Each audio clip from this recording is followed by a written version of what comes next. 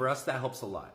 In 10-ish, 15 years of community organizing, most of the work that I did had revolved around deportation defense, immigrant rights, and that also rolled into tenants union rights and tenant formations, which I'm really proud of a lot of that work.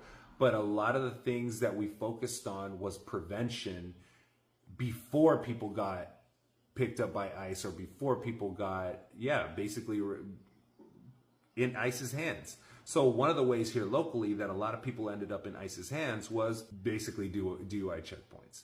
The way that DUI checkpoints worked around here in Ventura County is DUIs is the thing they catch the least of, right? So most of what they're catching when they set them up in the hoods, because they never set them up in the nice neighborhoods, is they're catching people with expired registration, expired insurance, expired license, suspicious, whatever. And when people end up in county jail, if it's an overnight even, ICE already has access to that database, and they could just pick people out based on their immigration status, if that's going to be the case, throw them on the bus, and by the next morning, they're already in a detention facility, right?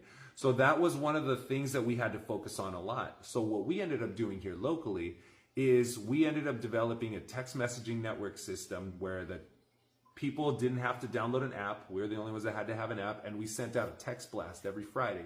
Yo, trucha con los puercos que andan bravos hoy. And people would report back when they'd see a DUI checkpoint. By the time that checkpoint got set up, we already sent it out to thousands of people. So it helped a lot in the preventative part of it, along with running a bunch of workshops, how to identify what the ICE vehicles look like, the most common ICE vehicles. And people would send in pictures when they'd be like, hey, these ICE agents come in once a month to eat at my restaurant. This is what they fucking look like. So we'd blast it out to everybody and burn them out.